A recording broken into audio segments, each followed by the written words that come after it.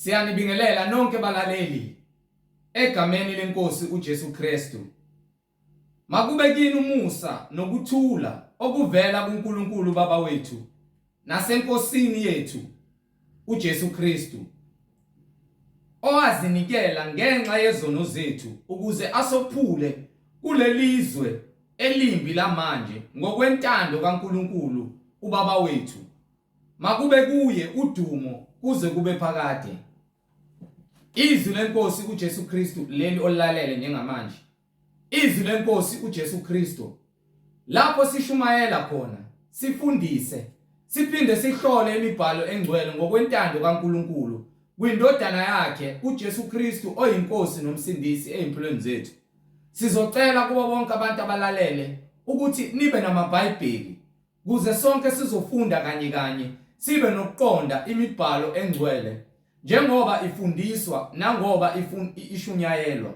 Kulabo abangenawo amaBhayibheli sizocela ukuba ni-download amaBhayibheli kuma mobile devices enu, ama-laptops noma ama-tablets noma ama-cellphone, kuma app stores kuze sonke sizofunda kanye sibe nokuqonda imibhalo engcwele. Kulabo abalalele emva kokulalela abafuna ukubhabhadiswa egameni likaJesu Kristu ukuba bathathe imininingwane abayibona escreenini mawubukele noma imininingwane engizoyishiya njengamanje mawulalele. Nalabo abanobufakazi nemisebenzi emangalisayo kaNkulunkulu ezimpilweni zabo eseyibonakalisile uJesu Kristu kuba yena uthembekile, ukunikile ubufakazi ukuba udlulise kwizizwe zonke nakubo bonke abantu abalalele ukuba uthumele ubufakazi bakho. Inkosi mayivumile sikudlulisele kwabanye abantu emhlabeni kuze wonke umuntu ezofinyelela ekulazini iqiniso elipheleleyo. Nalabo abanemibuzo ngeBhayibheli bengenakho ukuqonda ukuba nawe uyithumele imibuzo onayo, uMoya oNgcwele evumile ukuze uphenduleke kukho konke ungazi nongaqondi nokuba nemibuzo ngaphakathi kuwena. Uyithumele imibuzo, ngizoqala nge-email address lapho sizokwazi ukuxhumana khona ethi izwilenkosi.ujesukristu@gmail.com, izwilenkosi.ujesukristu@gmail.com, noma i-cellphone number noma i-WhatsApp number la sizokwazi ukuxhumana khona ethi 066 566 9245, 066 566 9245. Izintumayelo ziyatholakala nezimfundiso zonke ku-YouTube lapho ungahlala khona phansi uphethe iBhayibheli ulalele, uhlolisise imibhalo kuba lokhu okuzwayo ngabe kuyafakazelwa yini imibhalo engcwele eBhayibhelini njengoba uMoya oNgcwele ekhazimulisa inkosi yamakhosi uJesu Kristu esihola ukufinyelela eqinisweni lokuba uJesu Kristu umbule konke ngezwi lakhe. Bazalwane, ku-YouTube uzosearcha uthi izwi lenkosi uJesu Kristu, izwi lenkosi uJesu Kristu. Ungakhohlwa ukusubscribe, ungakhohlwa futhi upress i-notification button ukuze ngaso sonke isikhathi uzoyithola imfundiso ephilileyo. Ungakhohlwa futhi ukuthumela izihlobo zakho, ikakhulukazi laba okhonza nabo nihlanganyela nabo nimdumisa uNkulunkulu ngomoya nangeqiniso, ukuba nabo bahlolisise imfundiso abayiphethe abasuke beyincela beyidla ngaso sonke isikhathi behlangene ukuba ngabe uMoya oNgcwele uyayifakazela yini ngemibhalo izwi lakhe engeke laguqulwa umuntu ngentando yakhe. Ku-YouTube uzosubscribe uthi izwi lenkosi uJesu Kristu. Ake sivule ngomkhuleko simbonge uNkulunkulu ngalesikhathi samanje. Baba wethu osezulwini, mangcweliswe igama lakho, umbuso wakho mawufike, intando yakho mayenziwe emhlabeni njengasezulwini. Usiphe namhla isinkwa sethu semihla ngemihla, usithethelele amacala ethu njengoba nathi sibathethelela abasonayo. Ungasingenise ekulingweni kodwa usindise kokubi, ngokuba umbuso ungowakho namandla nenkazimulo kuze kube phakade. Amen. Sheshisa mzalwane uthatha iBhayibheli sihambe sonke kanye uMoya oNgcwele asiphe ukuqonda egameni lenkosi yethu uJesu Kristu.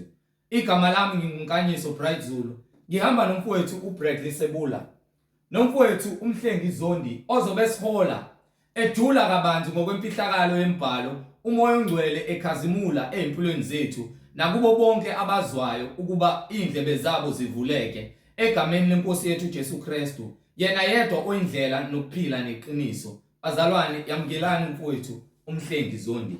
Amen. Ngibingelela nonke bazalwane. Egameni lenkosi uJesu Kristu, inkosi nomsindisi, inkosi yamakhosi, umbuso wababusi. Amen. Akekho ufana noJesu, akekho futhi ongaphinde abe njengaye. Simele ukuhamba emva kwakhe ukuze sipheleliswe. Into edala ukuthi kungabi khona ofana noJesu ngokuba kubhaliwe phansi eBhayibhelini. Amen. Amen. Amen. Manje na uzongibhekela lo ncwadi la kubhalwe khona phansi eBhayibhelini. Incwadi yabaseRoma sahluko 3 from verse 10.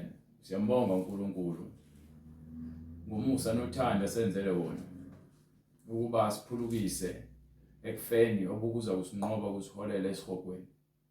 Kepha namhlanje sithola ukuphila ngomusa ovela kuNkulunkulu ngendodana yakhe yona yodwa eyayihlezi esifubeni sakhe.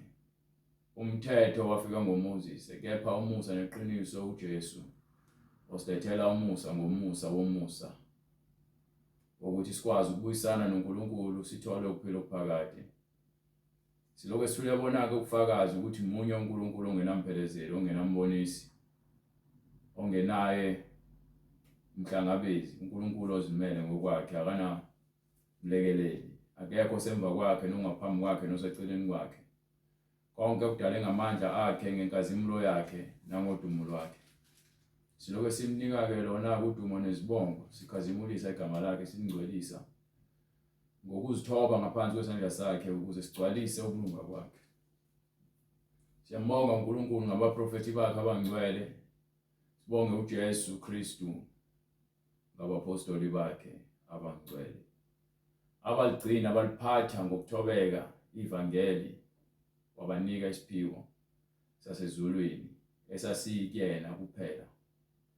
Uthi uJohane uthi umbono umefika kuyena, lowo umoya oyingcwele ozokwehlela kuyena uhlale kuyena, uhlale kuyena. Umoya oyingcwele wehlela ezulwini. Kubanye ukuthi uma wehlele kubona for isikhashana ubafuna ukubavezela something, babe naloso sibonakaliso okudlule. Kepha uJesu wafike wahlala kuyena umoya oyingcwele. Ngaphambilini uJesu wengenawo umoya oyingcwele kodwa wayeyindodana kamoya oyingcwele. Thembe ufika umoya oyingcwele ungena kuyena wahlala kuyena. Amen. Amen. Angazi noma abantu bayizwa nje. Amen. Umoya oyingcwele wahlala kuJesu. Awuhamba uqale uvule lo ncwadi lapha uJohane chapter 1.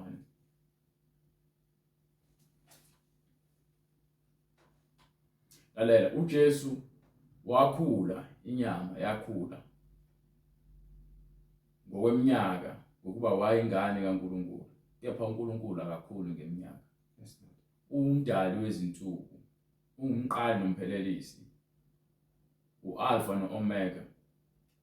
Yena-ke ongenakubhekwa ukuthi uqhamuka kuvelaphi ngokuba yena ukhona okwakudala, akanasiphetho, akanayo imlando ukuthi uNkulunkulu wazalwa ngalolu sikhathi lesi. Yebo, yazalwa indodana. Indodana yasinikwa umoya ovela ezulwini. Le ncwadi le nje ukuyivula ngifuna uqala ufunde from verse 1. Uzoyifunda nje, uyifunde ngesineke futhi khona bezoyizwa. Incwadi ivangeli ngokukaJohane isahluko sokuqala, ivesi lokuqala. Indaba isekutheni sikutshela ukuthi akekho ofana noJesu. In the book of John chapter 1 verse 1. Yes sir. Ekuqaleni wayekhona ulizwi. Ulizwi wayekuNkulunkulu. Ulizwi wayenguNkulunkulu. Yena lowo owayekhona ekuqaleni kuNkulunkulu. Konke kwavela ngaye. Yena lowo owayekhona ekuqaleni kuNkulunkulu. Konke kwavela ngaye. Ngaphandle kwakhe akuvelanga lutho kukho konke okuvelileyo. Ngaphandle kwaJesu akuvelanga lutho ukuba zange uJesu abe khona. Ukuphila kwakukuye. Masho-ke uJesu ukuze afike emhlabeni ufika yena esezogcwalisa ukuthi ungulizwi uyaphila.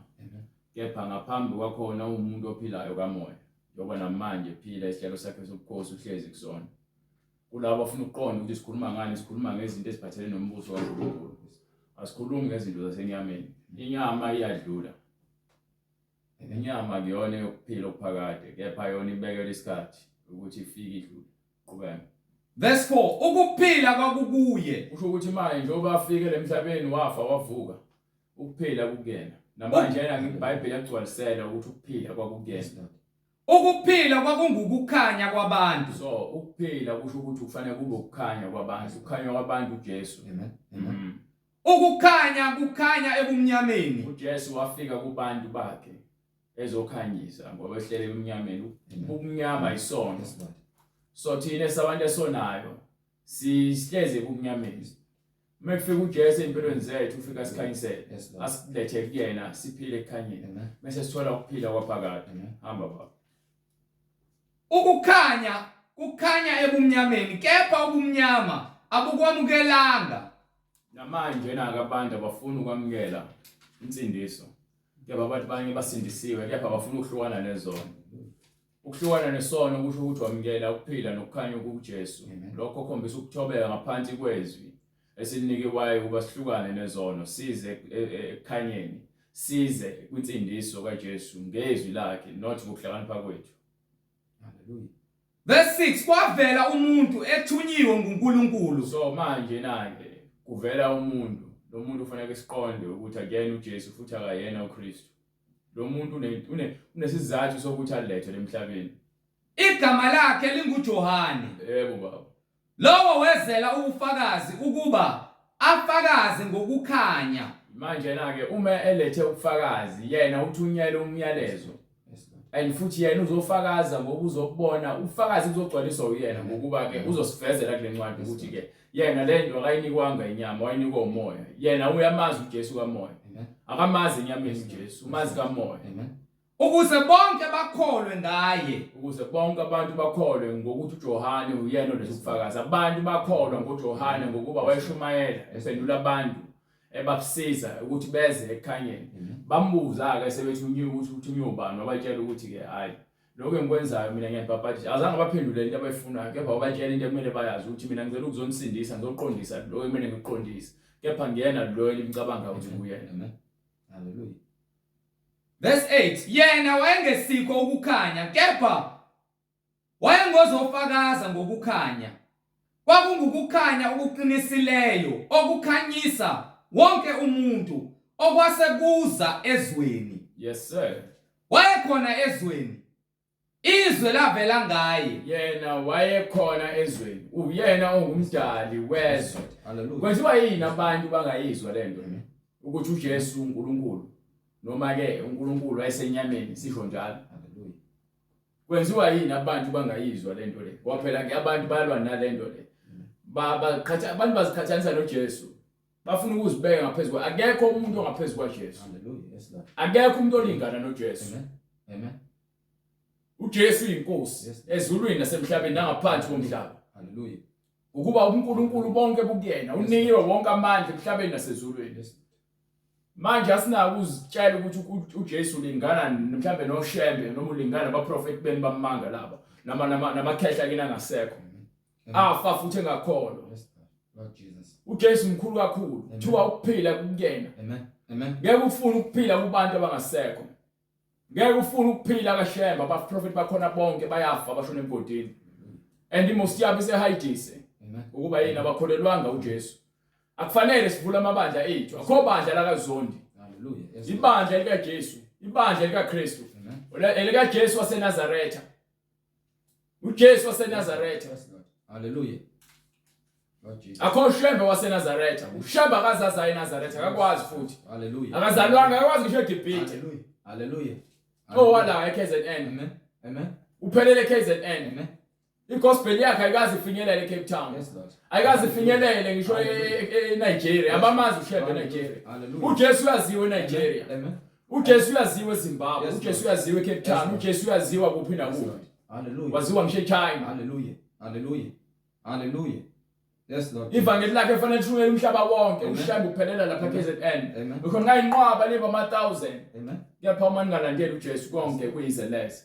sifuna uJesu uyena konke owavela ngaye uthi ke umhlaba wavela ngaye ngaphandle kwakhe kwangeke uvele umhlaba. Hallelujah. Babe, Hallelujah. Wayekhona ezweni izwe lavela ngaye kepha izwe alimazanga. Ngiyabona ke uma namanje ningafuni ukwamukela ivangeli. Ushemba kana iBhayibheli. Yes Lord. Yes Lord. Baphatha le Bhayibheli likhuluma ngoJesu kepha bafundisa ngoShem. Hallelujah. Masendi, abaphangi. Hallelujah. Baze ukuzobhubhisa. Hallelujah. And abantu bayakholelwa kubona nabomfundisi uMagejageja. Qamba manga. Obushiri. Lord Jesus. Bonke laba prophet benibamanga. Amen. No pastor Zondo mebengaphenduki. Lord Jesus. Yabona le mfundiso lezi kufanele zifinyelele kubona. Yes Lord. I-repentance ukuphenduka esonweni. Lord Jesus. Ungalokwenza ama motivational speeches. Asinandaba nemotivation yakho. Encourage ukuthi usuke la ume la. Sifuna thina into ezosinika ukuphila. Yes Lord. Hallelujah. Isuse la isifake ezulwini. Lord Jesus. Uba le motivational speaker yakho noma le motivation yakho ekhulumayo nolinda sibiya. Wanga. Nithatha igama likaNkulunkulu ilibhanqe neuhlakanipha kwenu kwasezweni ukuze nizuze imali nihambe nimenywa ukuze nikhulume ukuhlakanipha kwenu okubhubhayo. Konke lokho kuzophela emhlabeni. Amen. Amen. Akunanzuzo. Amen. Ivangeli ophenduka nabalandela inqwaba abalilandelela ukuthi ungaholela esihogweni ngenkulumo ezijabulisa inyama kuphela. Liyasho iBhayibheli ukuthi ngesikhathi esizayo ngoba abaningi abafundisi bamanga abantu bazolahlekelwa ukuqonda nokufuna uJesu ngokufanelekileyo bambi bozifunela abafundisi bamanga babaqoqe babe ingqulu. Hallelujah. Hallelujah. Babakela izinto ezifuna inhliziyo zabo ngokuba badle babayabajwa nibatshola badle ngokwenkanuko. Hallelujah. Hallelujah. qhubeka. Verse 11. Weza kokwakhe. Weza kuthini abantu bakhe? Abakhe abamamukelanga. Abantu abafuna ukwamukela uJesu namanje nangalesa sikhathi akukho umehluko. Abamamukelayo wayesenza njani kubona? Kepha bonke abamamukelayo wabapha amandla okuba babe ngabantwana bakaNkulunkulu. Ukuze wena ke wamukele uJesu bomntwana kaNkulunkulu ufuna ukwamukele izwi lela lifundisayo. Ukholele kuJesu. Ungakholela kwenye into. Ungakholela komunye umuntu. Kholela kuJesu. Amen. Kholwa uJesu phela. Labo abakholwa egameni lakhe. Imali khona into efanele sicacise futhi ke njengoba ethi ke abakholelwa egameni lakhe wabanika amandla okuphila. Yes Lord. So uma uyindodana ngokuba uliphethe izwi liyaphila kuwena. Hallelujah. Hallelujah. Verse 13. Abangazalwanga ngagazi So nantando yenyama. Sengizelwe ke manje. Yes Lord. Ngeke ngisakwazi ukuphindela esibelethweni. Amen. Ngiyozalwa kabusha. But manje sengizelwe kanjani? Abangazalwanga ngagazi nantando yenyama nantando yendodwa kodwa bazalwa nguNkulunkulu. Umoya oyingcwele. Bazalwa uNkulunkulu namandla. Hallelujah Jesus. Hallelujah. Hallelujah Jesus. Ulizwi waba yinyama. Nangoko uNkulunkulu esezongena enyameni Wakha phakathi kwethu. wayesafika wahlala phakathi kwabantu. Sabona inkazimulo yakhe. Abapostoli bonke nabanye abafundi ababemlandela basebeyibona inkazimulo yakhe. Inkazimulo njengoyozelwe yedwa uyise. Njengoyozele yena yedwa lalela inkazimulo. Hallelujah. Kwaphela angithi indodana. Yes Lord. uNkulunkulu wayakhe isibelethweni somuntu wesifazane azange iqhamuke indoda. uNkulunkulu wazakhela yena. Uyizelo yena yedwa ngekho umuntu osekwazizalwa njengoJesu. Hallelujah. Hallelujah. Jesu uzelo ngenkazimulo kaNkulunkulu base bebona uNkulunkulu amandla akhe waphinda wazongena kulo nyama waphila kuyona. Egcwele umusa neqiniso. Ngakho-ke ethi ke ugcwele umusa nani Neqiniso. kubeka bright akukho. Verse 15. Yes sir. uJohane wafakaza ngaye. Nalo uJohane esefakaza ngoJesu. Wamemeza wathi Wayekhala wathini? kuyena lo. Uyena uJohane ukhomba uJesu. Ebengisho ngaye ukuthi uJohane akafiki uJesu ukhuluma ngaye ukuthi uyena la akafiki uJohane uJesu uJohane. Hallelujah. Johane uyakhuluma ngoJesu utheni?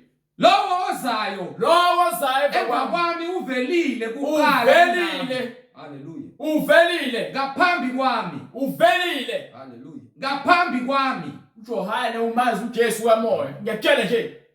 uJohane wazi uJesu kamoya. Johane akazi uJesu enyameni. Hallelujah. Mase fika enyameni usezobona isibonakalisa sibonile kamoya. Hallelujah. Uthi nangu lo ekhulunyiwe ngaye nganitshela ngaye ngathi uyeza emva kwami. Hallelujah. Ngokuba ekukhoneni, ngokuba wayekhona kuqala kunami. Ukhona nini? ngokuba wayekhona kuqala kunami. Ngithi ke uthini incwadi ithi ulizwi wayeza enyameni. Hallelujah. Izwi laphenduka inyama. Yes Lord. So nangoku uJohane owazi izwi, ulazi kamoya izwi before lifike enyameni. Ulazi ngaphambi kwakhe ukuthi nali izwi elifikile. Amen. Kumina ngaphambi kwami likhona. Lowo oza emva kwami, Lowo uvelile ngaphambi kwami. Uvele nini? Ngaphambi kwami. Manje ke sithola ukuthi ngokwembhalo eBhayibheli njengoba kubhaliwe kuthiwa uJohane wazalwa kuqala. Hallelujah. KunoJesu. Hallelujah. Ngokwenyama. Hallelujah. Kepha ngokukamoya Hallelujah. uthi uJohane uJesu umdala kunaye. Yes Lord. You understand? Hallelujah. Hallelujah. Hallelujah. uJesu umdala noJohane ngokukamoya. Ngokuba wayekhona kuqala. Wayekhona kuqala kunoJohane. Ngithi yakela kuverse 1 ukuthi ulizwi. Ekuqaleni kwakukhona ulizwi. Hallelujah. Ulizwi wayebuNkulunkulu. Ulizwi wayenguNkulunkulu. wayenguNkulunkulu nangoku uJesu ke lo ongulizwi. Hallelujah. Asikhuluma ngenyama. Inyama ifike ngamuva. Go ahead. Verse 16 ngokuba ekugcwaleni kwakhe samukele sonke umusa phezu komusa. Verse 17 ngokuba umthetho wanikezwa ngoMose. Umthetho lo esinawo yabona iBhayibheli incwadi yomthetho yabantu abangcwele lo mhlaba ufuna ngabe ukuphila ngaphansi komthetho weBhayibheli. Hallelujah. iBhayibheli lungumthetho wokuphila. Hayi what government. No. Ngokuba umthetho wanikezwa ngoMose. Umthetho asikhuluma ngomthetho wabangcwele. Umthetho wabangcwele oqhamuka ngoMose. Hallelujah. Kepha ke uzokhululwa emthethweni ukuze wena ungeseba isigqila ngokomthetho. Usuzoba manje ke isigqila ngomusa ukuba wena manje usuphilela uKristu. Umusa neqiniso wavela ngoJesu Kristu. Jesu wayelethelwa ukuthi manje ulethelwa umusa neqiniso. Yes Lord. Akalethelwanga nje ukuthi ke kuthiwa kuzochitheka igazi lakhe mahala mase kuthiwa wena usesona isono. Uyisoni uma ungaphenduki. Yes Lord. Yes Lord. Uyisoni uma ufeba. Yes Lord. Uyisoni uma ujola. Amen. Uyisoni uma uphika. Uyisoni uma uhlabela amadlozi. Uyisoni uma uhlabela amadimoni. Uyisoni uma upenda izinzipho. Uyisoni uma ufaka ingelo zokufakelwa. Uyisoni uma ke wena upende izinwele. Uyisoni uma unenzondo enhlizweni yakho. Uyisoni uma untshontsha. Uyisoni uma wena uqamba amanga. Uyisoni uma udaka utshwala. Uyisoni uma uzobeka izithombe phambi kwakho uguqe kuzona. Uyisoni uma uzodayisa izwasho uprofeti into engekho. Uyisoni uma uzongalenzi izwi elibhalwe phansi eBhayibhelini. Hallelujah. Hallelujah. Yes Lord Jesus. Hallelujah. Uyisoni uma uzophatha iBhayibheli uphinde emva kwalokho ungalulaleli iBhayibheli. Fake phandle. Hallelujah. You understand? Hallelujah. Hallelujah. Uyisoni uma uzothi umuntu wesifazane ugqoka amabhulukwe. Uyisoni uma uzothi uyindoda ufake ingubo. Jesus. Umuntu wesifazane. Akakho oke wabona uNkulunkulu. Akekho sewabona uNkulunkulu lento befuna siyiveza ke. Hallelujah. Verse 18 akakho oke wabona uNkulunkulu. Akekho noyedwa osewabona uNkulunkulu. Indodana ezelwe yodwa. Indodana ezelwe yona yodwa. Esifubeni sikayise. Esifubeni sikayise. Yiyona embonakalisile. Yebo, qhubeka. Yona embonakalisile. Yes Lord. Mbonakalisile. Hallelujah. Verse 19. Akekho anizwa lento. Hallelujah. Akekho sekwabona uNkulunkulu ngaphambili. Kepha uJesu wafika wambonakalisa. Yes Lord. Yes Lord. Amkhazimulisa. Hallelujah. Ababona uJesu babebona uNkulunkulu. Hallelujah. Hallelujah. Esenyameni. Hallelujah. Hallelujah. Bambona uNkulunkulu esenyameni. Hallelujah. Ukuba ulizwi waba senyameni. Yes Lord. So ke ungathanda ukuphikisa ulwe. uJesu uNkulunkulu. Yes Lord. Hallelujah. Yes Lord. uJesu uyinkosi.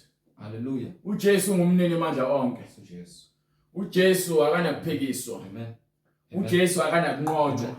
Amen. uJesu ugcwele ulwazi, ugcwele inkazimulo. Hallelujah. uJesu uhlezi esihlaleni sobukhosi sakhe. Hallelujah. uJesu uyabuya ukuzoqoqa ibandla lakhe. uJesu yena ungumnini wokuphila. Qhubeka.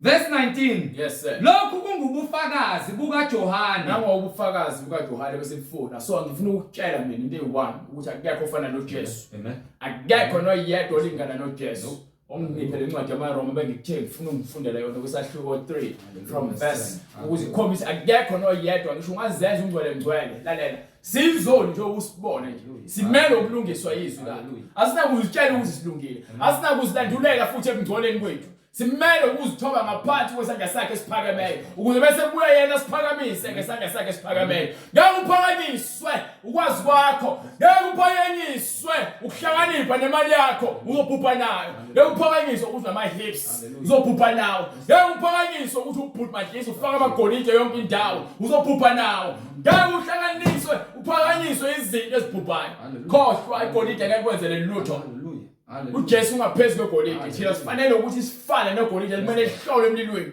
ukamoya umlilo kaNkulunkulu umoya wakhe oyingcwele uzohlwela abantwana bakhe azohlala kubona aphile nabo abalethele ukuphila abalholele ekuphileni ukuze aphile nabo ukuphila okuphakathi hayi le futhi kuze ninikwe emasontweni sanabo nefundiswa ngomusa engawazi ukuthi ukuthini emasontweni umusa nazi ukuthi ukuphenduka ezonweni zenu lihlukaniswe lezono niyeke ukuziphophotha nifake yonke into le nibhizi nikhathazeke emzimba ephelayo ngaphakathi nifile ngamathuna banike lencwadi bright incwadi kwabaseRoma isahluko sesithathu verse 10 go ahead Romans chapter 3 verse 10 njengokuba kulotshiwe ukuthi ubhalwe phansi akakho olungile akakho noyedwa ngiyokutshela akakho olingana noJesu akakho ofana noJesu akakho noyedwa akakho noyi-one akakho oqondayo akakho oqondayo uzuqonde funeka umamukele uJesu haleluya akakho ofuna uNkulunkulu so uma iBhayibheli wayese labo abamamukelayo wabanika amandla ukuba babe ngabantwana bakhe not ngokwenyama not ngokwegazi asazelwe ngegazi siqediwe ngegazi manje sesizalwa ngokamoya uma samukela ivangeli ukuphila samukela uJesu samukela ukuphila so ke ithele incwadi bonke baphambukile bonke ingakho belandela abafundisi ngaphezulu kweBhayibheli ingakho belandela amagama amabandla ngaphezulu kweBhayibheli lalela wabalandela abafundisi bakho ngizwana nami esihogweni ingalandela igama lebandla lakho ngoba uthi walandela abadala ningoba uthola bakhona mina ngingakozaka kepha ke ngaphambi kokusekela komhlaba uJesu khona mina ngifuna lona bophilo okuphakade akunandaba nesonto elizalwe ngo1911 lineminyaka uJesu akaneminyaka haleluya verse 11 akakho oqondayo akekho abaqondi ingakho belandela amadlozi ingakho belandela oShembe ingakho belandela umprofeti uMagegagege ingakho belandela lonke lovucu labaprofeti ababaholela esihogweni yoze kube nini imanqinganqinga Jesus akakho ofuna uNkulunkulu akekho ofuna uNkulunkulu bafune emadlozini verse 12 bonke baphambukile baphenduke imbuqa baphenduke nje imbuqa abanamsebenzi baphenduke imbuqa bonkana akakho owenza okubi akekho ofuna ukwenza okulungileyo akakho noyedwa ubani uzibona elungile emehlweni akhe sonke kufanele silunge ngeBhayibheli haleluya iBhayibheli ungubanqobe iBhayibheli ungumqondisi le ncwadi le ikhonela kuthiwa ke incwadi umthetho mawulandela umthetho uyisaphula umthetho haleluya awunandawo uNkulunkulu ungenawo umthetho Lord Jesus awunandawo uNkulunkulu awulandela umthetho ungazibona ulungile emehlweni akho ukulunga kwakho kwale emhlabeni sifuna ukulunga kwasezolweni ingakho sihamba ngomthetho kaNkulunkulu amen methwa ke sasakhishwa umthethweni lalela umthetho wagcwaliswa asakhishwa umthethweni wokuhlaba izilwane amen yebo uNkulunkulu ethi ke isitabani haleluya ngeke namhlanje kushintshwe kwanathi uJesu wafika emhlabeni ngesithiwa ke itabani sizivumelekile ukuthi singene ebandleni sihlale zibe itabani isifebe umahohla isela awukwazi ukuthi uzozikhethela wena isidakwa haleluya verse 11 umphimbo lento elizikhulumayo haleluya umphimbo yabo ivulekile ingamathuna iyiliba elivulekileyo ithuna nje livulekile imlomo yenu ikhuluma ukufa kuphela ngezilimi zabo bayakhohlisa ngezinto abazikhulumayo bakhuluma uwangala bakhuluma inkohliso ingakho beshumayela ngoShembe beshumayela ngoJesu ngoNkulunkulu abathathu bethu ke uNkulunkulu iziqe ezu3 akhona yodwa into efakaza leyo nto eBhayibhelini isihlungu sezinyoka ugcwele nje upoison Isihlungu sezinyoka siphansi kwezindebe zabo. Gcwele upoison ukhuluma into ezophika ibulala umuntu. Ingakho kuthiwa ke isihlungu sezinyoka sigcwele ngaphansi kolimi. Ingakho kuthiwa ke ukufa nokuphila kugcwele olimini lomuntu. So uqaphele ukuthi uzothini. Ngalowo ndlela siyakutshela ukuthi ke le mfundiso enilandelayo. You touch and claim it. uNkulunkulu uzokubusisa ngemoto, uNkulunkulu uzokubusisa ngemali nangomsebenzi, lethi service ethandazana. Lo mfundiso le imfundiso kaSathane, kaNkulunkulu asiyazi. Umlomo wabo ugcwele ukuthuka nokubaba. Gcwele yonke inkohlakalo. Gcwele yonke. Bantshela ukuthi ke ubona ungaphumeleli njalo makhelwane wakho ohlezele okubuka ngewindi ekufike umuntu uqhubekisa wandisa inzondo. Lento iBhayibheli eliphikisayo. Izinyawo zabo zishesha ukuchitha igazi. So uyazi makhelwane wakho ukuthi wena uthi uyena ukubulalayo noma ke wenza ukuthi ungaphumeleli. So uyaphamanje uyofuna abantu babulala makhelwane wakho. Ukuba yini ke inyawo zabo zishesha ukuchitha ugijimela bakhathazeka ngenyama. Bagijimela ezintweni zenyama. Lokho kuphilisayo izwi. Abalazi izwi, abalifuni izwi, abafuna uJesu. Bafuna uJesu wenkazimulo ngemisebenzi ebonakalayo into eziphathekayo. Ingakho abaprofeti bamanga bejabulisa nina ngezinto ezijabulisa inyama nezinto eziphathekayo. Incithakalo nosizi kusezindleleni zabo. Yonke into abayenzayo ukufa bayachithwa. Lord Jesus. Nosizi liphezulu kwabo ngokuba abanawo uJesu. Yes Lord. Ungenayo uJesu usekufeli. Hallelujah. Usekufeli. Ungenayo uJesu. Hallelujah Jesus. Hallelujah. Indlela yokuthula abayazi. Hayi into esinikiwe. Jesu uthi ke ngiyanika ukuthula hayi njengokuba izwe linika njengokuba ubaba elinika ezulwini. Ukumesaba uNkulunkulu akukho phambi kwamehlo abo. Ukumesaba uNkulunkulu. Ezindaba. Hallelujah. Awungephi lapha kuncwadi eZaga 1:7. Ukumesaba uNkulunkulu akukho phakathi kwabo. Incwadi iZaga isahluko sokuqala verse 7. Yes sir. The book of Proverbs chapter 1 verse 7. Yebo baba. Ukumesaba uJehova. Ukumesaba yabona lezi iBhayibheli akukho umesaba kuthina kubantu. Manje iBhayibheli yasitshela ukuthi ke uqala kwakho ukumesaba uJehova. Ukumesaba uJehova kungukuqala kokuhlakanipha. Qala kokusaba kwakho uNkulunkulu kuvuleka amehlo ungene ehlakanipheni. Ungene ehlakanipheni, ungene emusweni kaNkulunkulu. Ungathi ngoba naku uphasa ama exam esikoleni. Hallelujah Lord Tholo Jesus. distinction. Hallelujah. Ngoba ukuthi ungene ezulwini. Ungena ebusweni kaNkulunkulu kwamukela uJesu. Hallelujah. Hallelujah. Ngiyaphasa ngo distinction bese nihamba niyodaka utshwala. Niyo celebrate ngokubhema idakamizwa. Jesus. Umzali wakho ukufundisa isikhathi esingaka kufundisela ukuthi wena uphenduke ube isifebe, ube isibotho, ube udliwa ama drugs, ama demon ayakubulala. Jesus. Umzali wakho akalale zama yonke indlela ukuthi akusize. Amen. Ukuthi wena uphila impilo elungileyo. Uthi ungathola distinction no A esikoleni. Ulahlekelwe okungcwele. Hallelujah. Thola abangani abazothi asabe sekwa Max. Asambe sekabani siyodla ubusha bethu. Sambe seclubini, sambe setavern. Uyofela etavern. Hamba uyovuka esihogweni. Hallelujah. Ngenxa ukuthi ukuhlakanipha kwakho kufailile. Hallelujah. Wahlakaniphiswa iphepha. Amen. Wangahlakaniphiswa umoya oyingcwele. Jesus. Lord Jesus. Ukumesaba uJehova kungukuqala kokuhlakanipha. Ube diploma, ube ne PhD, ube ne degree. Ube yini ube in doctrine. Hallelujah. Uma PhD na konke lokho. Ungaba namaphepha but i-character yakhe iyona ezokujustify. Amen. Ubungcwele bakho, ubuntu bakho ibona uzokutshela ukuthi wena unayo uNkulunkulu noma cha. Unganawo amaphepha but indlela yokuziphatha uma ungahlelekile wena uyafana umuntu ofile. Hallelujah.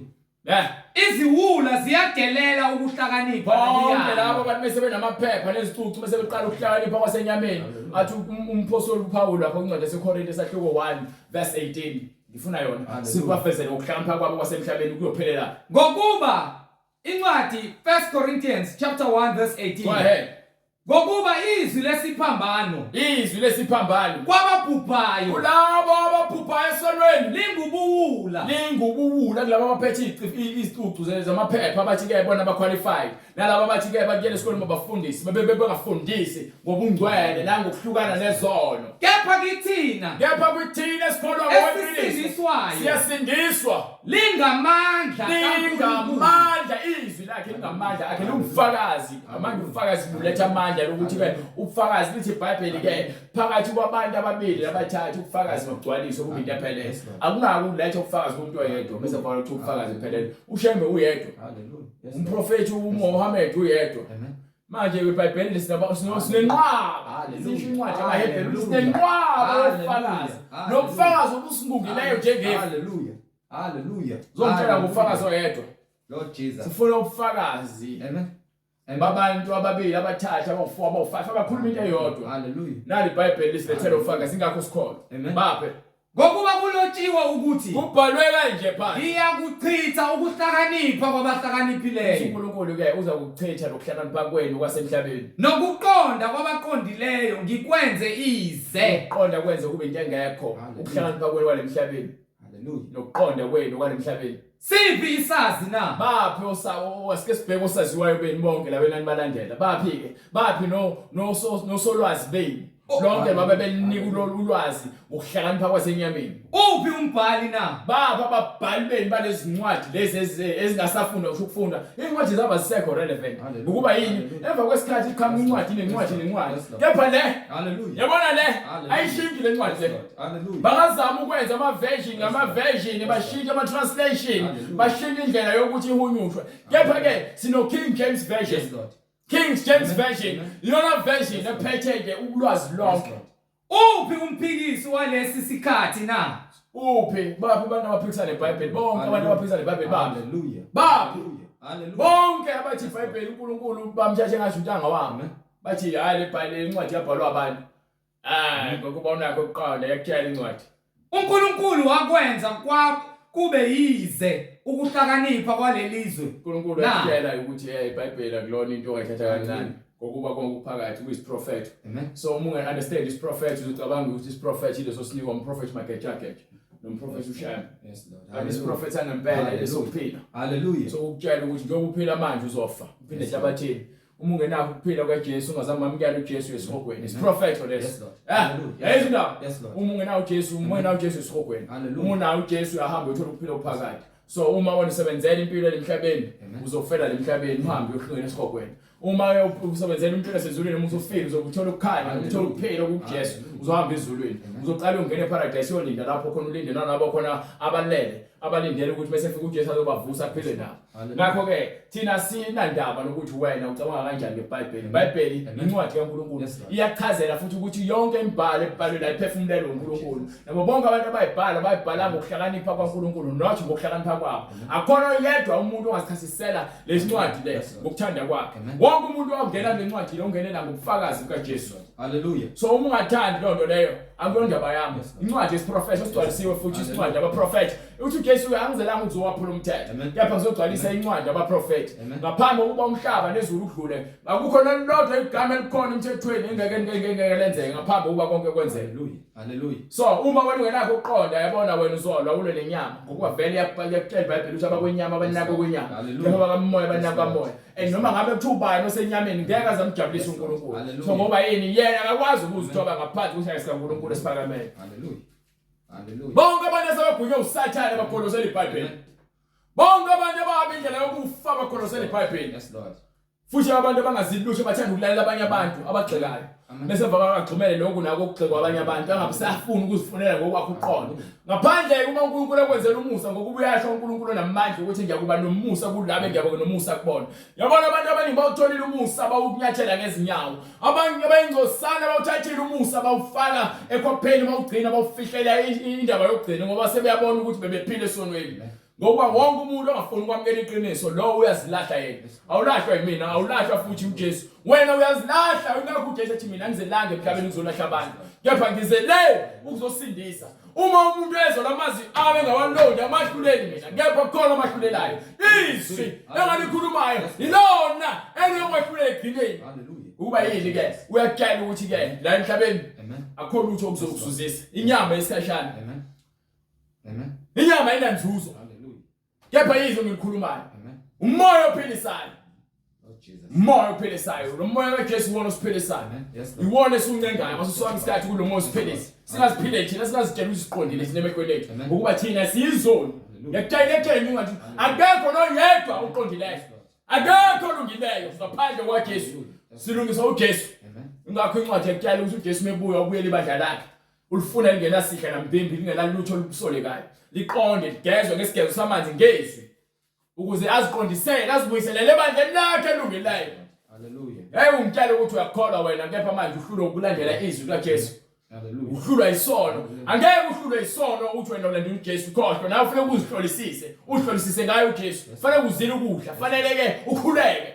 Phileke uJesu. Yes Lord Jesus. Hallelujah. Ukuze wena usendiswe. Akho sindiswa ngaphandle kokuthi wena ulandele izwi. Hallelujah. Ungahamba lo utshela abantu ukuthi usendisiwe uthi ingane kaNkulunkulu umntwana kaNkulunkulu osendisiwe. Akho sindiswa ngaphandle kokulandela izwi. So ngicela ukuthi ubulawa ufebe. Lord Jesus. Uthanda ufebe ngaphansi kwalizwi. Wisifebe wena usona uyona ingane kaNkulunkulu. Ngicela ukuthi uhlule utshwala ngaphandle kwalizwi. Amen. Wisidawa wena. Hallelujah. Hallelujah. Awuhlangana nolizwi. Ulizwi flamuke ekuthathe esonweni. Yes Lord. Akufake ngaphansi kwamaphiko wakhe akuhole. Yes Lord. Hallelujah. Uphilele yena. Amen. Amen. Mosaphilele izwi. Hallelujah. Ungitshela ukuthi umntwana kaNkulunkulu uhamba nqunu emgaqweni uhamba uveza izinqa uveza istomach out uveza ama cleavage. Amen. Faka imakeup ufaka upenda umlomo udwebe umzimba wakho. Azile ukuthi umzimba wakhe ithempeli kaNkulunkulu ophilayo. Lord Jesus. Hallelujah. Ngokuthela kanjani umzimba ongcwele umnikele ezifebeni. Hallelujah. Ukuba yilowo nalowo ngiphi incwadi yaseKorinte yokuqala sathi 6 from verse 15. 1 Corinthians chapter 6 from verse 15 to verse 18. Incwadi yokuqala kwabaseKorinte isahluko 6 verse 15. Go ahead. Anazi yini ukuthi Anazi yini lezi iBhayibheli liyakubuza anazi yini nisibiza abantwana abangcwele abasengisiwe ngenxa ukuthi ngifuna imkhuleko yezinto zasenyameni anandaba lokuphila okuphakade. anazi yini ukuthi imizimba yenu iyizitho zikaKristu na? Anazi yini wazi lokho uphathe iBhayibheli uthi awahlembe. Hallelujah. Wona ushebo loJesu. Pho ngithathe izitho zikaKristu Ngithatha kanjani umzimba kaKristu ngizenze izitho zesifebe bese ngiyumnikele efebeni bese ngithi mina ngumntwana osindisiwayo ngibe ngiphila efebeni ngibulawa inkanuko khana kanye. iBhayibheli. Kepha anazi yini ukuthi ohlangana nesifebe umzimba munye naso na? Ohlangana nesifebe kusho ukuthi mawuphila impilo yobufebe wena umzimba munye nesifebe ngokuba nalowo ophila impilo yomngcwele umunye noJesu awukwazi ukuthi uzofike ube uJesu uphile yoba isifebe. Hallelujah. Uzoba isifebe. Amen. Ngoba uJesu namathelekene yebo ungumzenzisi ufuna ukuba uJesu ube umntwana kaJesu bese uhambele efebeni. Lalela uma uJesu umunye naye kusho nawe uJesu. Yes Lord. Uma ke sohamba uyonikela efebeni usifebe nawe. Uma uzela izingane ngaphandle komshado uyisifebe. Uma uphenduka usuyashiya ubufebe uya kuJesu nasi ingane zakho lezi uyakusindisa uJesu. Hallelujah. Yepha uma ungaphenduki Amen. wena uyisifebe nazo ingane zakho lezo. Amen.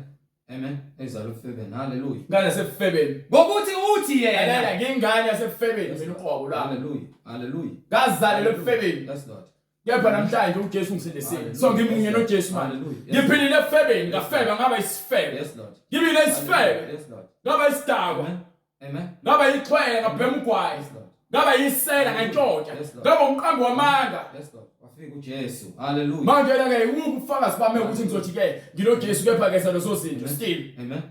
Ngokuba uthi yena labo ababili bayabanyamanye. Uma sesihlanganisiwe lalela uma uhlanganiswe nobufebe wisifebe. Yes Lord. Yes Lord. Uma uhlanganiswe noJesu uJesu uyindodana kaJesu. Yebo ohlangene nenkosi ungumoya munye nayo. Understand? Ingakho ke iBhayibheli lithi ke abantu ababili abahlanganisiwe akho umuntu ongabahlukanisa. Ngokuba yini uma unonkosikazi nishadile nihlanganiswe uNkulunkulu. Uma wena ushiya unkosikazi wakho uhambe ulala ngaphandle uyaphinga wena. Uma uthi uyamdivorce uyamphingisa wena. So awunamhlukanisa uma uphila impilo yomngcwele. Awunamdivorce ozowulandela ngencwadi yomngcwele. Akho ndawo esivumela ukuthi sidivorce la. ngeTestament elisha. Balekelani ubufebe. So yelizwe indaba ethini lithi ke balekela tsho ukuthi ke zama noma mhlawumbe kuba khona indlela yokuthi balekelani ubufebe. Balekela ubufebe kubalekela bethu balekela ukuphila kwakho. Hallelujah. Ukuthi ungafiqo ukufa usake ebufebeni. Hallelujah. balekela ubufebe. Yes, Lord. Abantwana basibiza abantwana bakaNkulunkulu bakhuluma ngemijolo. Hallelujah. Abantu basibiza ngabantwana bakaNkulunkulu bakhuluma ukuthi isoka lami uBenten noma ubani uBay bami ngikhuluma ngoBay khuluma ngagama ongcolile ngikhuluma ukufa. Hallelujah. Hallelujah. Hallelujah. Yini niyabayezwe nake izinto zezizwe ningabangani bezwe. Hallelujah. Nephelela izwe lokugcwalisa izinkanuko zenu. Isihlungu sezinyoka phansi kwezindebe Wele zabo. ukungcola imlomo yabo basibiza abantwana bakaNkulunkulu kayibheka phansi kwemlomo yabo kugcwele ukungcola. Hallelujah. Umlomo wabo ugcwele ukuthuka nokubaba. Imlomo yabo igcwele ukuthuka nokubaba. Qhubeka bright. Balekela ubufebe. Dlalela kude lobufebe. Zonke izono azenzayo umuntu zingaphandle komzimba. So konke okwenzayo lokho kwezona okwenzayo ukubhema, ukuzonda, ukubulala, Amen. umntshontsha, uqamba amandla. Kepha khona isono esahlukile. Amen. Lese sithi ke sithini? Kepha owenza ubufebe Kepha wona lo- owakhe umzimba. Umuntu owenza ubufebe kusho ukuthi ngoba uNkulunkulu ethi umzimba wakho uyithempeli lakho. Kusho ukuthi ke kufanele ugcine lihlanzekile ithempeli ukuze mefika umoya engcwele ezohlala kulelo thempeli ahlale kwithempeli elingasolekile. Uma selisoleka ithempeli lakho umoya engcwele akakwazi ukuhlala kulona. Ingakho ethi balekela ubufebe ngokuba manje wena wona ithempeli lakho ngobufebe. Kepha nazini ukuthi umzimba wenu uyithempeli likaNkulunkulu. Awazi iBhayibheli lokho libuza. Awazi ukuthi umzimba wakho uyithempeli kaNkulunkulu. Okinina. Lo nkulunkulu okuthina. Hallelujah. Kepha nazini ukuthi umzimba wenu uyithempeli likaMoya oyingcwele. Yeah. Okinina. Yebo. Enimamukele uNkulunkulu. Esimamukele uNkulunkulu. Manje na ke khona lento le efike licacise khona iBhayibheli futhi manje sikhuluma kanje incwadi yaMaroma sahluko 8 ufuna uverse 9. Ufuna nje licacise lento le ukuthi njoba lithi nimamukele and mase yaqaqisa futhi ukuthi ke itheni starting from verse 7. Incwadi kwabaseRoma isahluko 8 verse 7. Romans chapter 8 verse 7.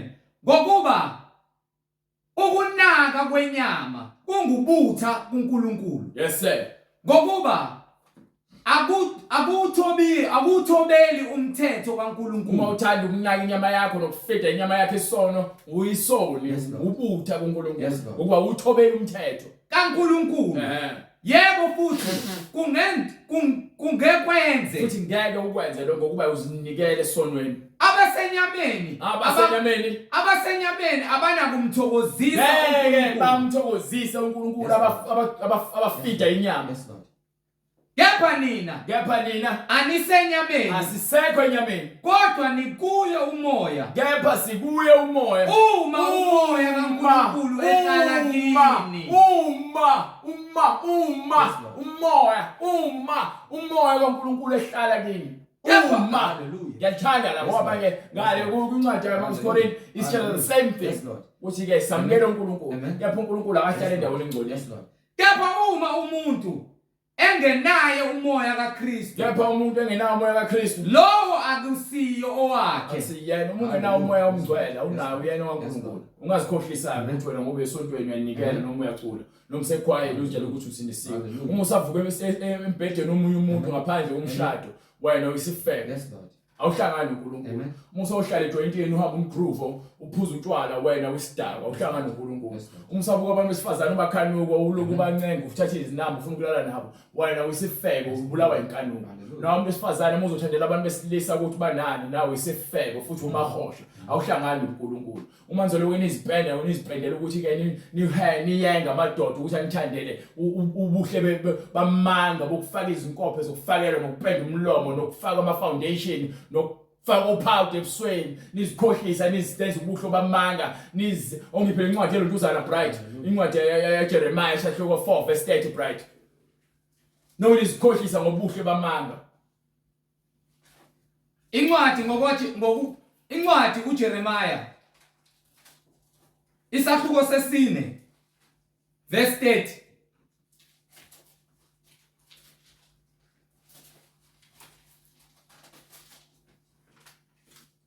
Lapho usuchithiwe Lapho khona uzokhethiwe uyakwenzani na? Yini oyakuyenza namhla so uchithiwe ke waspoilwa. Hallelujah.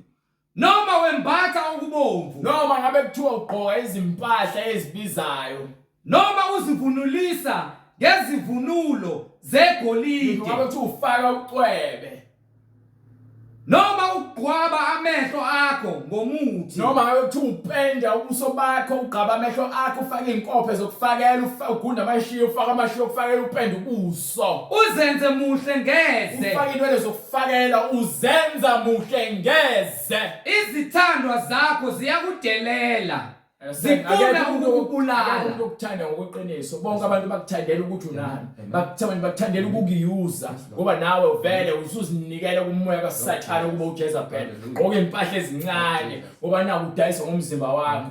Leyo lithi ke umuntu ke akachome ngento anayo. Yonke lento onayo ukuyona yakho, uNkulunkulu ukunikela umzimba ukuthi ukhazimlise ngaye, umkhonze. Wena ke lalela ungiphe lencwadi Isaiah chapter 4, chapter 43. Isaiah chapter 43 from verse 6. Ngifuna nje ukugcwalisela ukuthi uNkulunkulu akamakhanga umuntu ezakhela nje ukuthi umuntu asiphilele. But uNkulunkulu uthi bonke abantu bakhela inkazimulo yakhe. So mebe babiza bonke ukuthi beze kuyena. Akabizi mina ngedwa, akabizi wena wedwa. Ubiza thina sonke. uNkulunkulu odala izulu nomhlaba. Hayi labo uNkulunkulu basemhlabeni. Labeni bakhonza inezithombe zabo. uNkulunkulu akanasithombe. Azaphozela isithombe samuntu. Hallelujah. Ingakho umuntu oshutha uNkulunkulu. Hallelujah. Incwadi lithi unyazi noma usheba sekuphakameni wasesihogweni. Incwadi Isaiah isahluko 43 verse 3. Isaiah chapter 43 verse 3. Yebo. Ngokuba nginguJehova uNkulunkulu wakho. Right, ngitheni? Isaiah 43 verse 6, right? Hallelujah. Incwadi Isaiah isahluko 43 verse 6. Ngiyakusho kuyo inyakatho. Uthi uNkulunkulu uyokhuluma nabasenyakatho. Ngithi balethe. Athi wozani, athi balethe.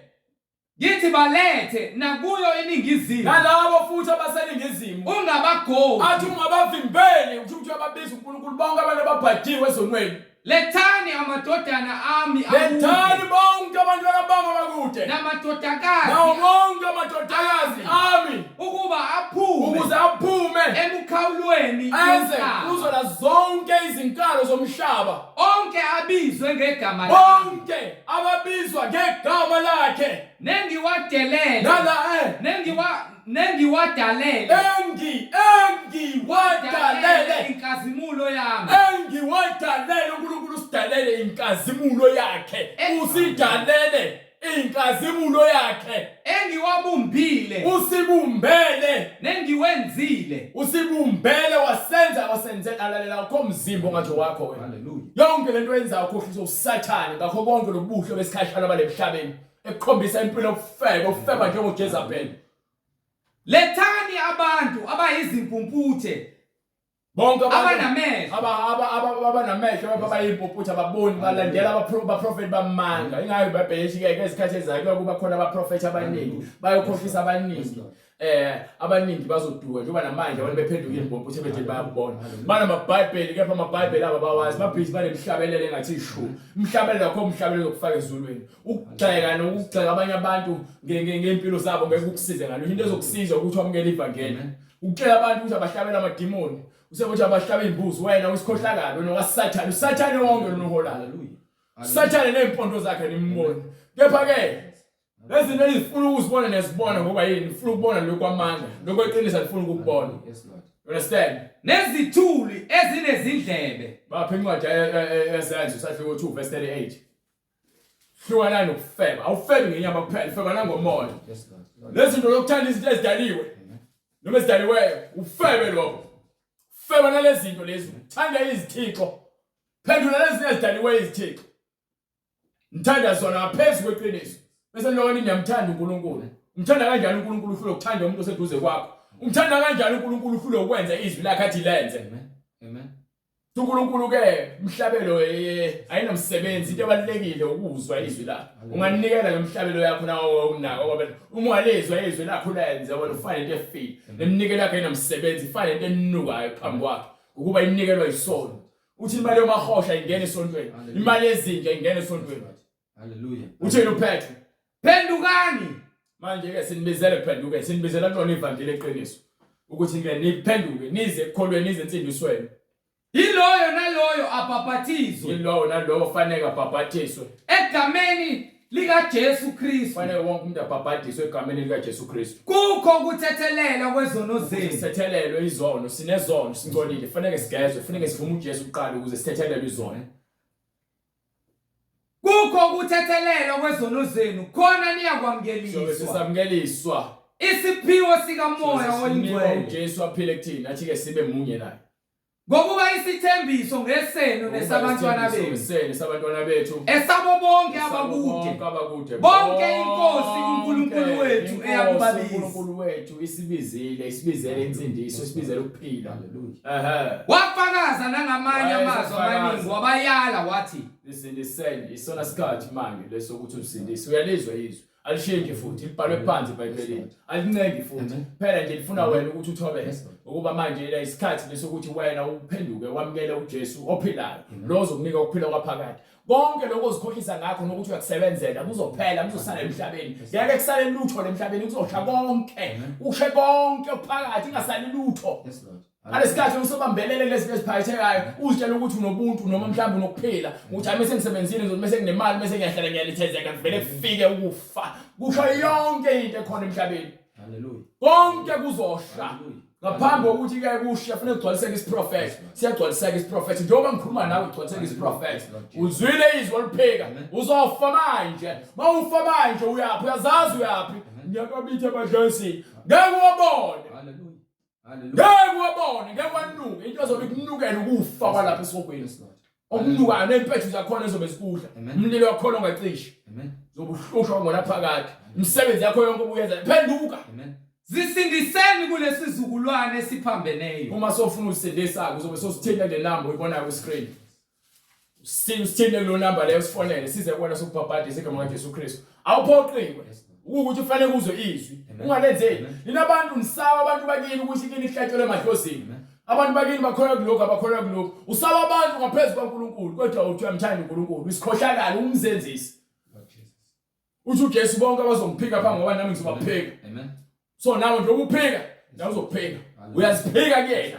Haleluya. Haleluya. Ana ukuzikhohlisa. Fanele wamukele uJesu. Fanele umthathe uJesu. Amen. Iyothi nje uthathe uJesu, vuma izono zakho ukuthi nalento abayenza kini isono. Amen. Hlukane nabo. uJesu uthi uyeza uthi lemhlabeni angilethanga ukuthula kepha ngilethe inkemba. Haleluya. Haleluya. Endlini bazobe bo5 against 2. Amen. 3 against 2. 2 against 1. Hallelujah. Yes Lord. In one house. Amen. Amen. Manje wona uzongitshela ukuthini usaba abantu ngenxa kaJesu. Awuyena waJesu wena. Hallelujah. Lutho awuhlobene noJesu. Yes Lord. Hallelujah. Lord Jesus. Mase ufuna ukuphenduka ngempela mase ufuna ukusindiswa sophilela ivangeli uzobe sosithinta akudingi ukuthi uzube neminyaka ethize ukuze uhamukele uJesu uphilele uJesu mawuzwa izwi lakho ufuna ukulenza uzomamukela uJesu. Amen. Awudingi permission yama wakho udinga ipermission yami nokudalile uJesu. Yes Lord. Awudingi ebani ozokutshela ukuthi yenzani. Amen. Ayokulokusabisa bekusabisa ukusabisela into lenyameni kulo muntu akanalo uthando umuntu kaSathane lo usabisa ngento yasenyameni. Hallelujah. Izwi. Hallelujah. So mawufuna ukusindiswa noma usofuna ukubhabhadiswa sowushintshela impilo yakho uzosithela le number le noma usifonele noma usendele email address noma ke unembuzo bosibuza kuyona imibuzo into ephathene neBhayibheli usibuze noma ngabe yini usibuze into ephathene neBhayibheli yonke into eseBhayibhelini ofuna ukuyazi usibuza ngayo.